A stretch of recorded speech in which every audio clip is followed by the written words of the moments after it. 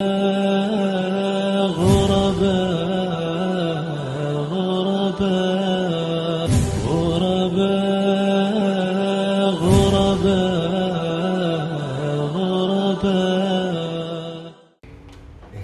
to begin our book today, Kitab At-Thahabi. Now there are a few things that we have to add on to the Muqaddimah. You guys got to pay attention. There are a few things we have to add on to this introduction. We already told you about the three aqsam of the Tawheed already. About the Tawheed al-Rububiyyah, and the Tawheed al-Uluhiyyah, and the Tawheed of Allah's Asma and His Sifat. And I told you how important this is. I don't want you to sit there and to think that this is some small stuff. This stuff is important in terms of what you're going to need in your life to be saved from all of the inhirafat, all of the stuff that Muslims believe in stuff. I'm telling you. So I told you some issues of the introduction about the word wahada yuwahidu tawheedan linguistically and what it means. And I told you the three types of Tawheed. And I told you that this book pays attention to the Tawheed al-Uluhiyyah. And that is the Tawheed that's known as Tawheed al-Ibadah. Tawheed al-Rububiyyah is the i'tiraf. The person says, Allah is my Lord. Allah is the Khaliq. Allah is the Mudabbir. As we mentioned, those three things. Allah is the Rabb. He's the Rabbul Alameen.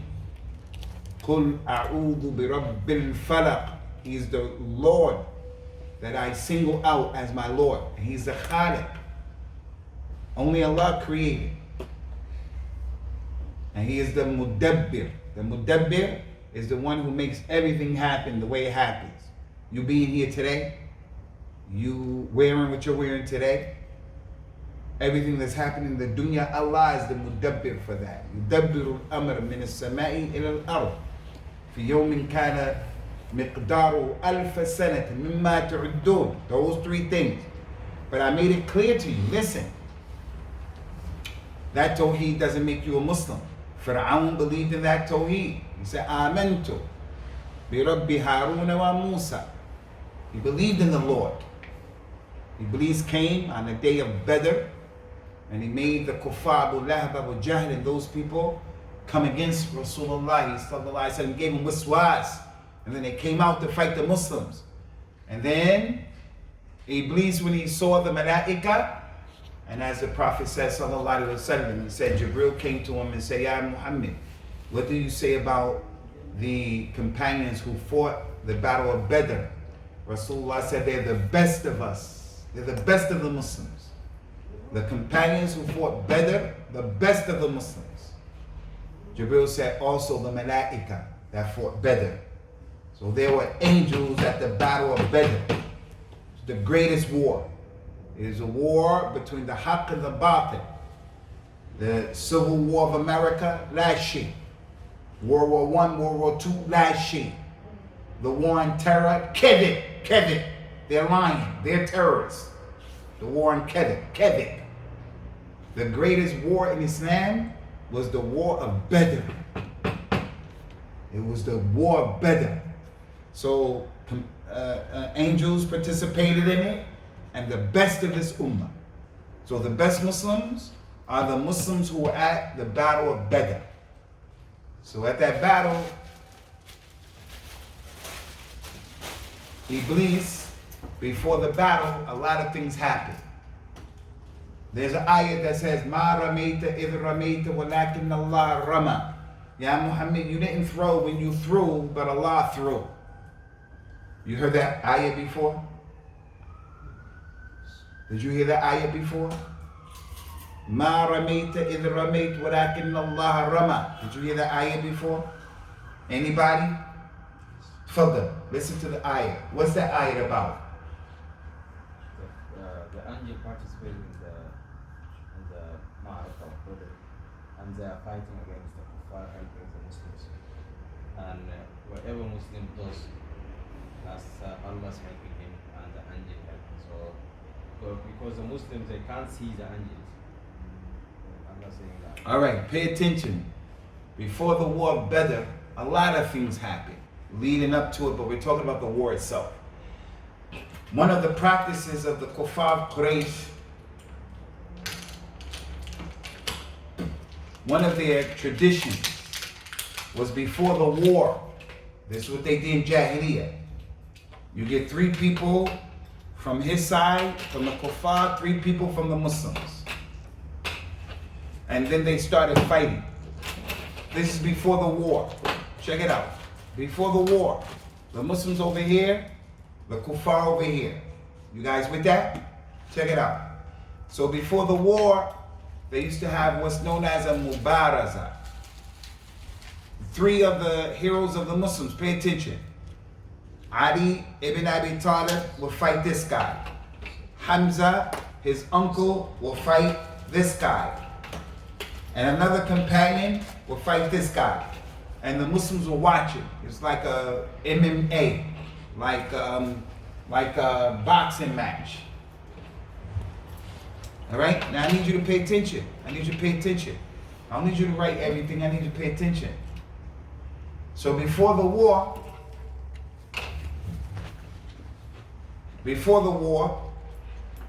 the 2 sides came together and they started fighting. Ali ibn Abi Talib killed his man, and Hamza, the uncle of the Prophet, killed his man.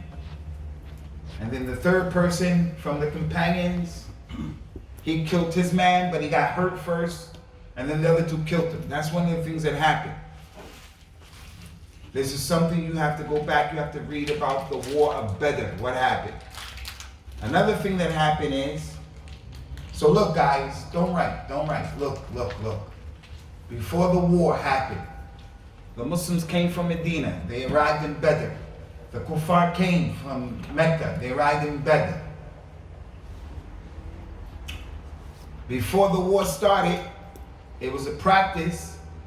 You get 3 heroes from the Muslims. 3 heroes from the Muslims. You, because you got skills. You, because you got skills. Rasulullah chose Hamza, Ali, and another person. And they were from his relatives. From the Kuffar came the big men from the Kuffar. Fulan. He fought him in front of everybody.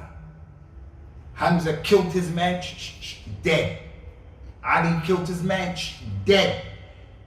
And then the 3rd person, he got hit from the Muslims, but he got him, and Ali and Hamza killed him. And when the Muslims saw that, it made the Muslims like, whoa! Because the Muslims were weak. And the Kuffar were trying to stop Islam. This was the first time they're going to fight. So it made the morale of the Muslims big. The Muslims were ready to fight. And those people were over 1,000 in number, and the Muslims were 300. So they got the Muslims by numbers. They're 3,000, the Muslims are 300. So they're 2 times the size of the Muslims. So when they started fighting, the Muslims won. So that's what happened before the war, and another thing happened. Before the war, Prophet Muhammad picked up some dirt, and from here, they were over there, he threw the dirt, and then the dirt went in the eyes of the Kuffar from way over there. He just picked up one hand of dirt, the Kuffar way over there, and he threw it. And that dirt from here hit all of them in the eye. All of them. Now, conventional thinking, normal. If I picked up some dirt, and this guy over there is a skinhead, he wants to fight me, he's a skinhead. You know a skinhead? Yeah. Racist skinhead. He wants to fight me from over there. And he has a gun even, in America, Germany, Belgium. He has a gun. Is it smart for me to pick up dirt and throw it from way over there? Is that smart? No, it's not smart to do something like that. If I pick up dirt and throw it from here to there, will it reach? No, it's not going to reach. So why did it reach with Prophet Muhammad? Akram. Prophet Muhammad picked up the dirt. There are 1,000 kuffar, 1,000. He picked up dirt and he threw it from far away. Was that wise for Rasulullah to do that?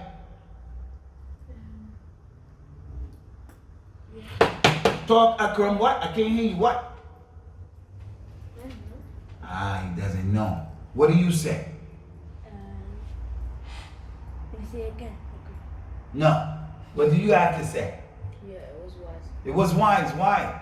Because Allah is helping you. Because Allah is helping. When it's Prophet Muhammad, Allah is helping. But when it's you and me, don't do something like that. Someone is coming to get you way over there. He's going to get my wife, get my daughter, and I'm going to pick up dirt from... No, I'm not going to do that. I'm not going to do that. But with Prophet Muhammad on that day, it was a mu'jiza. A mu'jiza. He picked up the dirt and he threw it from far away. And Allah caused the dirt to go in their eyes. So he said in this ayah of the Quran, you didn't throw when you threw, but Allah threw. Meaning, Rasulullah Rama, he threw it. But the asaba, to actually hit the mark, that's with Allah. That's why the Prophet said, Saddidu wa qaribu. Do your best. When you're going to try to do the exam, don't just... You say, I'm not gonna, if you have an exam tomorrow and you don't go to the exam, are you gonna pass? If you have an exam tomorrow, you study the best that you can. You did the best that you can. Are you gonna pass? Maybe you will, maybe you won't. Only Allah knows what's gonna happen. But if you don't try, you're not gonna pass. But if you do your best, you're gonna pass. So that's the meaning of this particular ayah. You didn't throw when Allah threw. Now listen to me. This is really important, guys. Tawheed Rububiyyah. When Iblis saw Rasulullah and the Muslims and he saw the kuffar, he said, Inni bari'u minkum, inni ara ma la tarawun. I'm free from you. I'm not fighting with you. Because he saw the malaika. But that didn't make him a Muslim. So Tawheed Rububiyyah doesn't make you a Muslim. Give me another example of how we know Tawheed Rububiyyah don't make you a Muslim. That's Fir'aun. Huh? You already said Fir'aun and Iblis. What? You already said Fir'aun and Iblis. You said Fir'aun and Iblis. What else? You have to worship Allah. وَلَئِن سَأَلْتَهُمْ مَنْ خَلَقَ السَّمَاوَاتِ وَالْأَرْضِ لَيَقُولُنَّ اللَّهِ. If you ask the kuffar of Quraysh, who created the heavens and the earth, they're going to say Allah. They believe that Allah created the heavens and the earth, but they did not worship Allah. So Tawheed al-Rububiyyah is not enough. And they swore by Allah. They used to believe in Allah. Prophet Muhammad's name is Muhammad ibn Abdullah. Abdullah ibn Mas'ud. His father's Mas'ud, Kafir. And he called his son Abdullah. Now we come to a very important issue. Before we get into the book, I have to tell you something about the one who wrote this book. Now this is important. I need you guys to understand this. It's important. The name of the one who wrote the book is Muhammad ibn Abdul Wahhab. Muhammad ibn Abdul Wahhab. He's a great scholar in Islam. He's from Arabia. And when he came at a time where Saudi Arabians were making shirk. They were worshiping rocks, trees, the jinn, dead people. Saudi Arabia right now that we know. They were worshiping rocks, trees, they were worshiping the jinn, they were doing magic. And then he came and he started giving dawah to his community there, and he wrote this book, Kitab al-Tawheed, and he gave dawah to Tawheed. So he's from Saudi Arabia, as we know today, Saudi Arabia. And before their country became a full country, that's when he came. I really need you guys to understand this, what I'm telling you right now. Now listen to me, what I'm about to tell you. So the author of Kitab al-Tawheed, Muhammad ibn Abdul Wahhab.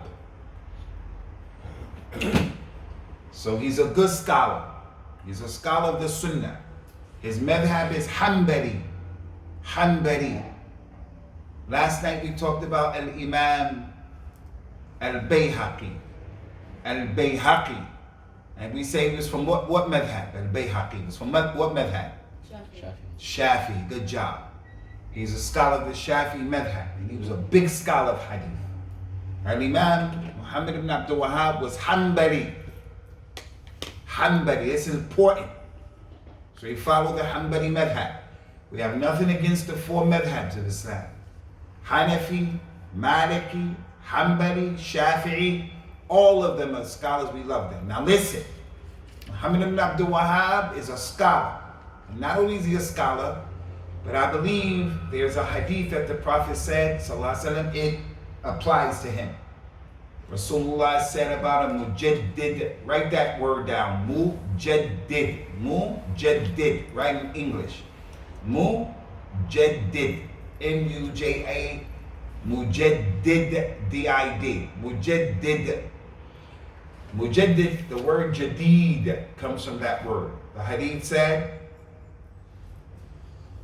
إن الله يبعث على كل رأس 100 سنة من يجدد أمر الدين أمتي. Every 100 years Allah will send a renewer, a reviver, mujaddid, someone who's going to revive the religion. He could be a mujaddid in jihad, like Salahuddin al-Ayyubi. He could be a mujaddid in knowledge. It could be the language, it could be tafsir, it could be general knowledge, whatever. I believe Muhammad ibn Abdul Wahhab was a mujaddid because the community was messed up, his people were messed up, making shirk, and he brought this book and these teachings, and he brought jihad as well. Now, this is what I want to make it clear to you. As you guys get older and older and older, you're going to hear about Muhammad Abdul Wahhab. Listen to this. I see Muhammad Abdul Wahhab as a good scholar. But is he ma'soom? Is he mistakeless? Is he equal to Rasulullah? Is he more than Rasulullah? If someone criticizes him and says he made this, you go outside of the religion if you make anything. No, I'm not saying that.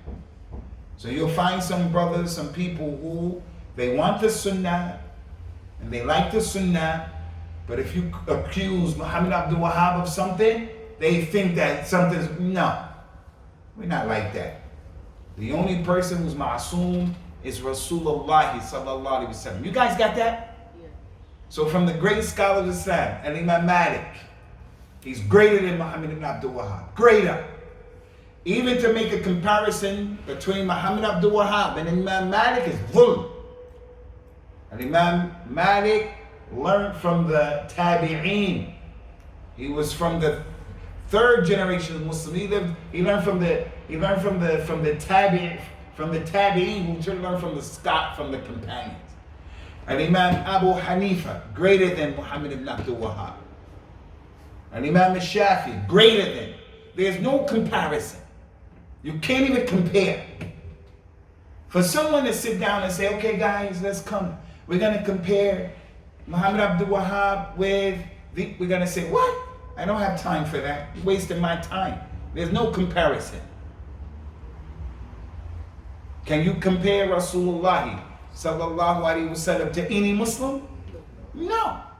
Rasulullah said, Fadlu al-alam ala Fadlu al-alam ala zahid ka fadli ala adnakum. Rasulullah said, the virtues of a scholar over the one who worships Allah, but he's not a scholar. It's like the virtues of me over the least one amongst the companions. Can't compare the companions with Rasulullah sallallahu alaihi wasallam. Nor can you compare a zahid with an alim, someone who worships Allah. It's good, but you're not like a scholar. Can't compare. So I want you guys to understand that. Don't forget that. Muhammad Abdul Wahhab, is he a good imam or a bad imam? He's good. Inshallah, he's a mujaddid. He's a renewer. He's a renewer. But is he like Imam Malik, Imam Ahmed? La. He's not even like Ibn Taymiyyah. Ibn Taymiyyah is not like Imam Malik, Imam Ahmed, Imam Abu. He's not like them. And Muhammad Abdul Wahhab is not like Ibn Taymiyyah.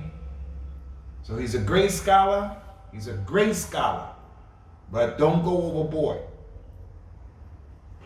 His book is a good book. But don't think that I'm teaching you that you're supposed to look at him as if he's anybody. No. Some of the scholars did criticize him. And from the criticisms that some scholars gave is in this book, there are some weak hadith. And we don't need any weak hadith. But he more than likely knew that they were weak. Maybe he didn't, maybe he did. But he used weak hadith. But there are only a few. So that goes to show al-kamalillah only.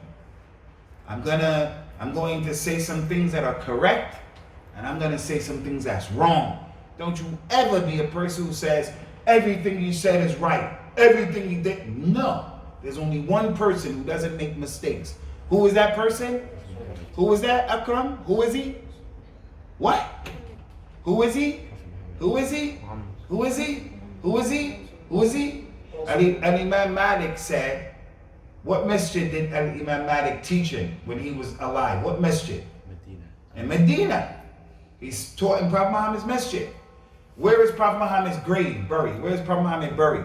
His body right now. Is it in Iraq, in Sudan, in Asmara? Is it in New Delhi? Is it in Washington, D.C.? A'udhu billah. Where is Prophet Muhammad's grave right now? Inside the mosque in Medina. And Imam Malik used to teach in the mosque. He used to tell the people, everyone's words are accepted and rejected except the one in that grave. And he would point to the maqbara. You guys look at that.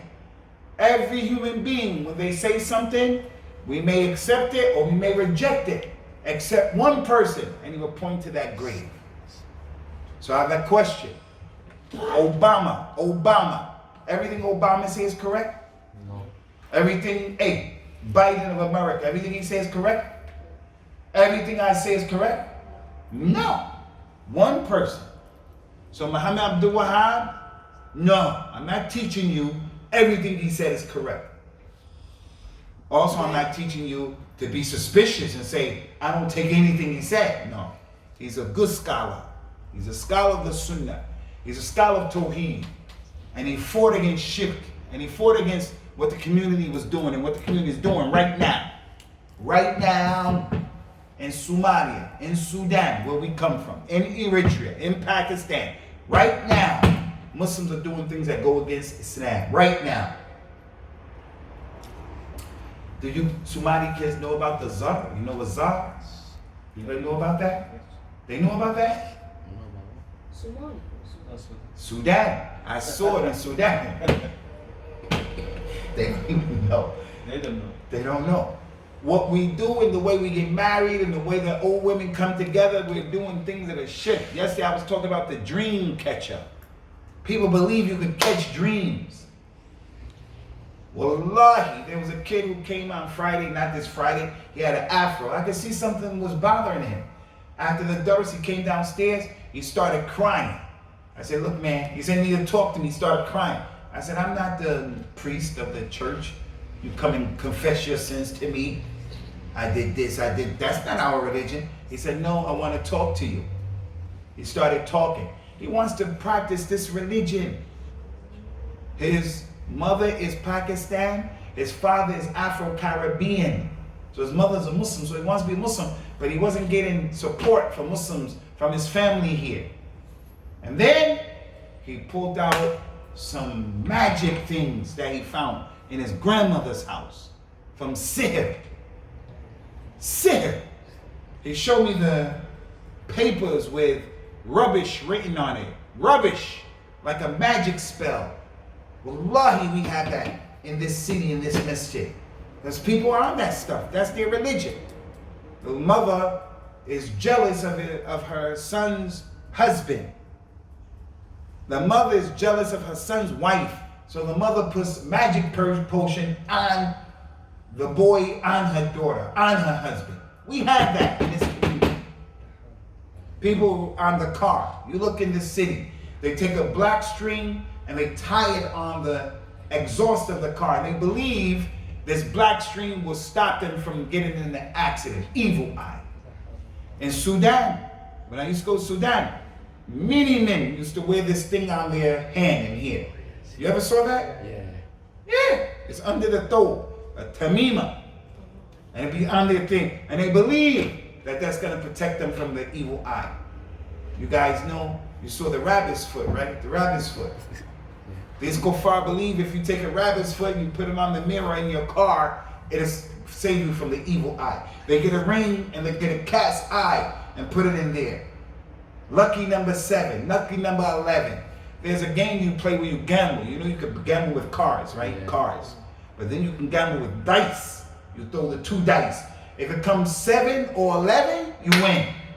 It can be 4-3, it can be 5-2, it can be 6-5. But if you throw it and you get 7 or 11 on the first time, you win the money.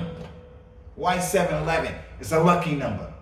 What about 13? Is 13 a lucky number? Huh? It's not. Huh? I've realised in Leeds, they don't have number 13 in a lot of places. They don't have what? Number 13. Yes. If you go to a hotel, I've been to hotels where they have floor 1, 2, 3, 4, 5, 6, 7, 8, 9, 10, 11, 12, 14, because they believe the number 13 is unlucky. That's why they call it, what is it called? Halloween, what is it called? Friday the 13th. Friday the 13th. Now I ask you, Shabab, by Allah, billahi alaykum, does a number, can it benefit you? No. Can it hurt you? So the Muslim doesn't even think about that. And there's so much stuff. And that's why we learn in this book. So I want to say again, Muhammad ibn Abdul Wahhab, I love him. He's a good scholar. All of the scholars of Islam, we respect them. Don't talk bad about them. No scholar. There are scholars of these jama'at, these groups. Jama'at Tabligh, Sufi, this. I wouldn't talk bad about them because I don't want them to feel they're people to disrespect. You don't disrespect people. But the scholars of the Sunnah, we love them. But we do not look at them like they didn't make mistakes. So Muhammad Abdul Wahhab, he has some mistakes. In this book are some weak hadith. Number 2, when it came to making takfir of Muslims, he would say Muslims were non-Muslims. He would say that. And some people criticized him for that. That he was easy to say Muslims were kuffar because they were doing this and this and this and that. But he just wouldn't come and say, you a kafir. No. But the Muslims were making sajda to other than Allah. They were worshipping other than Allah. But we say, you have to make the iqamatul hujjah. You have to make the dalil on the people before making takfir. So now today, if a person says, the sheikh was shadeed in making takfir against people before the dalil was established, some other people will say, oh, you don't like the sheikh. Hey, you go overboard. You go overboard. So I don't want to go too much and make it too complicated, but I am not one of those people who, because Saudi Arabia, everything Saudi Arabia, no, I'm not against Saudi Arabia. I'm for what's the religion. But there are some people, if you criticize Muhammad Abdul Wahhab, and they're from Saudi Arabia, they have that understanding, then you're back. No, he made those mistakes. As Imam Shawkani mentioned before me, the third thing and the final thing about Muhammad Abdul Wahhab is you'll hear people calling you a Wahhabi. Anybody heard of Wahhabi before? What's a Wahhabi? People that basically they say follows. So here in this country, pay attention, boy, my man. In this country, pull your legs in. In this country, the UK, we have people from Pakistan, people from India. They are Brahwis and Deobandis. They have a lot of khurafat and shirk and stuff in their head. They're our brothers. They're ignorant. Like the ignorance, the Shiite from Iran and Iraq. لا نكفر هؤلاء الأعوام. We don't make takfir. I make takfir of the ulama. And I'll tell anybody that in a minute. But I don't want you to pay attention to that right now. That's not the point. So what happens is the people want to do craziness. They want to make dua to the Prophet. They want to make dua to the dead. They want to do magic. If you come and you say, don't do that, this book, they say you're Wahhabi. First of all, I'm not a Wahhabi. I'm not even a Muhammadan. Is anybody here Muhammadan, a Muhammadi? Anybody here Muhammadi? Huh? A long time ago in the 20s, 1920, 1930s, Kuffar would call Muslims Muhammadans. Are we Muhammadans? No. Ain't no Muhammadan. I ain't connected to Muhammad. Allah created me. Allah. So I'm not created. Don't call me a Muhammadi. I'm not a Muhammadi. And I'm not a Wahhabi. I'm not connected to this. I'm not a Wahhabi. The second thing is, what was his name? What's the name? What's the name of the sheikh? What's his name? So his father's name is what? So why you call him Wahhabi? His father's name is Abdul al-Wahhab. Abdul al-Wahhab. So where you get Muhammadi? Where you get Wahhabi from? Besides, Allah's name is al-Wahhab. Do you know what Wahhab means? What does that name mean? Al-Wahhab. The bestower. The bestower. So your children, Allah is al-Wahhab. He gave to your dad these kids. As Wahhab. The weather today, is it nice or bad? Nice. Allah is al-Wahhab. He gave us that weather. Our intellect. Allah is al-Wahhab. I have to say this. When we went to the residential, one of the kids, I gave him £5 and he took the pound and then he got lost. I couldn't remember who he was. I knew as a kid I'm close to him. I'm saying, who is this kid? I kept coming to, I said, you got my money, you got, and it's the same, they said, it's not me. And then they said, Akram. I said, Akram. I said, nah, it wasn't him. Anyway, Akram, he brought me my money back today. Allah is al-Wahhab. Allah gave Akram the money, Wahhab al-Wahhab. And Allah put it in his heart and his mind, al-Wahhab. Gave him, I have to give the money back. It's an amana. That's al-Wahhab. So we're not Wahhabi connected to Allah, but we believe Allah is al-Wahhab. So this is the jahl of the people, calling the people Wahhabi. Don't apologize. I'm not Wahhabi, you're not Wahhabi. His father's Abdul Wahhab, and we don't accept that name. It's not nice. And Allah told us not to do that. What's the ayah in the Quran? Surah Al-Hujurat. وَلَا تَنَابَزُوا بِالْأَلْقَابِ. Don't call yourselves bad names. You guys got that? A bad name. Give me an example of a bad name that you could call someone. A bad name. Huh? A what?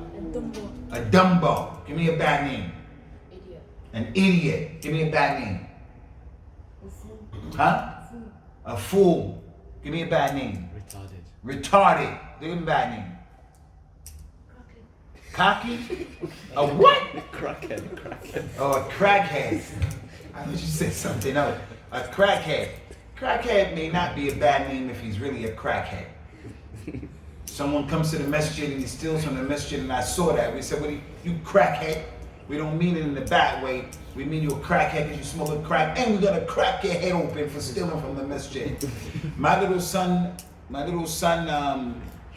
Sheba, 3 years old, and he says to his older brother, "Shut up." He says to them, "Shut up," and idiot. Where does he get that from? He gets that from them.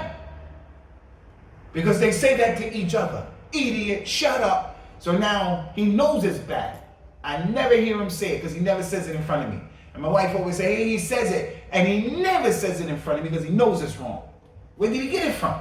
He got it because his older brothers are talking to each other like that. Stupid, shut up, you idiot.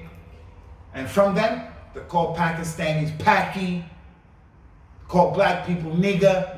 And right now, a long time, a nigger was a word that white people would use to put black people down. But now, it's not a bad word. Some guys say, yo, what's up, my nigga? What's up, nigga? In our religion, I don't want you guys using that word. Even they say in America, African American hip hop culture, they call you a dog. Like, what's up, dog? You heard that? Yeah. Yo, my dog. Hey, how Muslim guy? I ain't no dog, man. Anybody here a dog? Put your hand up. You a dog, I'm happy to the end of the kid, dog.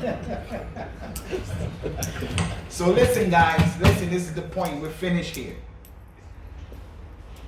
We have to have filters. Do you know what a filter is? A filter, if you pour something and you have a filter, the good will come out and the filter will hold the rest. As a Muslim, I like a lot of things about my culture. Black people, a lot of things. I like a lot of things about my culture. But there are things I don't like about my culture. I'm not going to say to Kuffar who are black brother, my brother. Now I may say that in giving dawah to make them feel, you know, come on brother, let me talk to you. You're my brother in Insaniya, universal brother. But is it permissible for me to say, Fir'aun, look what black people, they made pyramids and Fir'aun is my brother. Can I say that? No. Fir'aun is a kafir and he's a adun lillahi. So because he's black, and I know black people, I got relatives who are proud about being black. I'm proud about what black people did. You guys ever heard of Hannibal? You ever heard of Mansa Musa? Anybody heard of Mansa Musa? Yeah. Tell me about him. He's the richest person. Mansa Musa, what country did he come from? Mali. Mali. We have brothers from Mali here. Right now, Mali is one of the most poorest countries in the world. They shot their president a few weeks ago. We don't even hear about it. There was another coup as well in Africa. Always we have coups in Africa no one hears about. Yes. They shot the leader of Mali and killed him. They brought people from Colombia, mercenaries, and killed him like they did with Haiti. No. Haiti, they brought the mercenaries. In Mali, it was from the army. So Mansa Musa was a black man, a Muslim, and he was the richest person in history. This guy, Bill Gates, the Tesla guy, what's his name? Elon Musk. This guy, that guy got a lot of money? Yeah. These guys got money. These are Facebook, Zuckerman. These people got a lot of money. That Muslim guy has so much money that he would bring the new curtain of the Kaaba. He would make the Kaaba's curtain in Mali in Africa and make gold in it and bring it to the Kaaba with so many people performing Hajj or Umrah. On the way, he would give money to each city and help the Muslims and build masjids. And gold.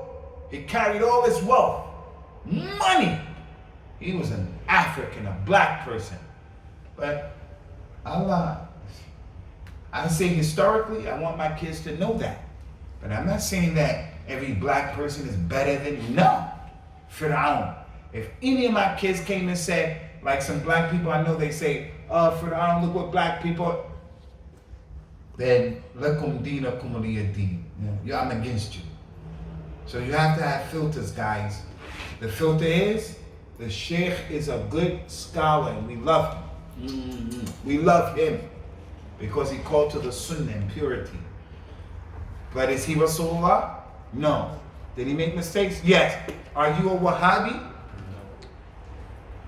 Everything that Saudi Arabia does, is it good? Everything that Saudi Arabia does, good? No.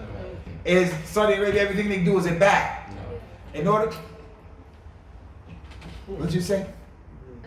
No, everything they do is not bad. In order to be a good Muslim on the Sunnah, do I have to be from Saudi Arabia? No. So I think you guys got the idea. So we're done with the introduction now. Inshallah, from this point on, we're going to start doing the book. We're done with this introduction. That pamphlet that you guys have, that's your pamphlet every week. Bring that pamphlet. Now, I don't want you sitting here taking notes. I'm not a dictator. I need you to understand. So today's lesson was simple and easy. What's today's lesson? The author of the book. What's his name? And where does he come from? Saudi Arabia. Is he a scholar? Is he a bad scholar? No, we believe he's a good scholar. Did he make mistakes? He made mistakes. Is he infallible where when he talk and write, everything he say and write is correct? No. Are you a Wahhabi? Are you a Wahhabi boy? All right, so how would you refute someone if they say, you Wahhabi, what would you say? You a Wahhabi because you're studying his book, you Wahhabi. That's the name of his father. That's the name of his father. Why are you even calling me a Wahhabi? If anything, his name is Muhammad. Call me a Muhammadi, and I'm not Muhammadi even from Prophet Muhammad. What are you talking about, Wahhabi? He ain't not even a Wahhabi. All right, any questions, guys? Any questions? Now listen, man. Today's lesson was not difficult. I'm telling you, listen to me. I want you guys to understand this stuff. Because it's not that difficult. The reason why it's important is, as you continue to grow and grow, all I want you to be is clear Muslims on the Sunnah. No shirk and no bid'ah. Alright? Not easy. It ain't difficult. Okay, we're going to stop now, inshallah.